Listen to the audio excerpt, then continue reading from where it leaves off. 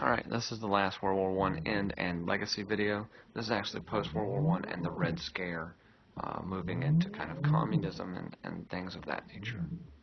Now, after World War I, there's a big push in this country to return to isolationism, to go back to keeping us out of war and keeping our nose out of it, and we just stay here and build a business, etc.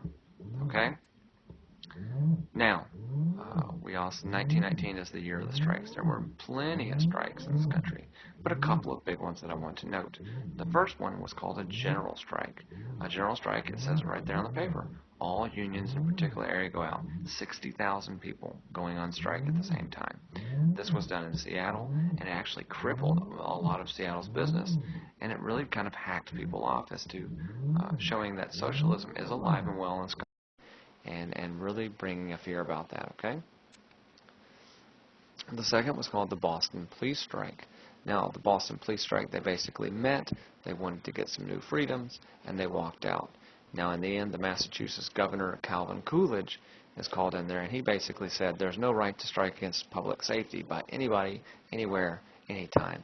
So he basically comes in and squashes this Boston Police Strike because he felt that no one should interfere with the safety of this country. Kind of later on he becomes president, and that's maybe alluding to his terms because he kind of felt like people are going to do the right thing, and that's a problem. Some people aren't always going to do the right thing.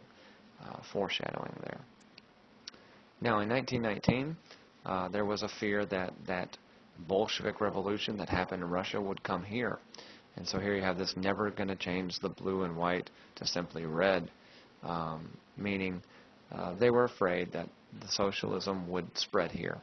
We call this the Red Scare. This is the fear that socialists or anarchists would actually try to overthrow the government and set up a socialist thing, similar to what happened in Russia. Okay? Now, where does this come to fruition? A. Mitchell Palmer is actually the Attorney General of this country. He's the head lawyer. And in 1919, there was a simultaneous 8 bombs in 8 cities that went off, and one of them happened to be his house. Okay? And people thought that this was a socialist rebellion, that they're trying to take out these heavy hitters and move through it. In the end, A. Mitchell Palmer organized what are called the Palmer Raids. He actually went on, and you can see over 4,000 people were arrested in these radical raids with the whole purpose of not necessarily killing them, but simply deporting them out of this country. The Palmer Raids again begged the question, which is more important, personal freedoms or national security? And again, national security wins out.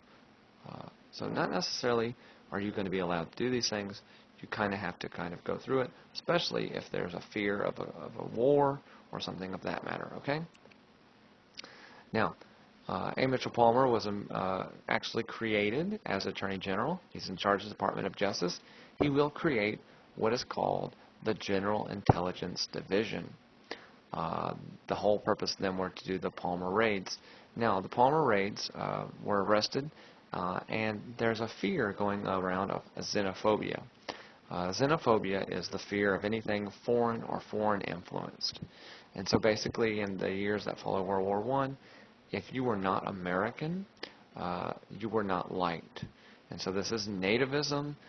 This is going back to this, and there's a lot of allusion to this. Maybe some people feel like what Donald Trump is trying to do in the election of 1916 actually draws a parallel to this. And maybe we could see that. I don't know. We can find out. Now, the man put in charge of the General Intelligence Division was probably one of the most powerful men in U.S. history. His name is J. Edgar Hoover. J. Edgar Hoover is going to be in charge there, and in the end, the General Intelligence Division will actually change their name to the FBI. They are now called the Federal Bureau of Investigation.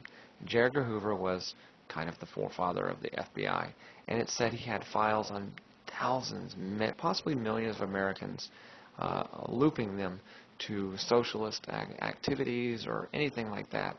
And it was said it was done to protect a dark secret of his. There's actually a biopic called J. Edgar, in which Leonardo DiCaprio plays the title role. It's a really good flick. You need to watch that one. It is dramatized. Everything is dramatized. But the Palmer Rays are representative, as well as the Red Scare and everything else he did. J. Edgar Hoover stayed in power there with the FBI up into the Nixon administration when Nixon ultimately fired him. But that is it for World War I. Now we're going to move into the 1920s. All right, moving right along. Sounds pretty good, right? Take the quiz.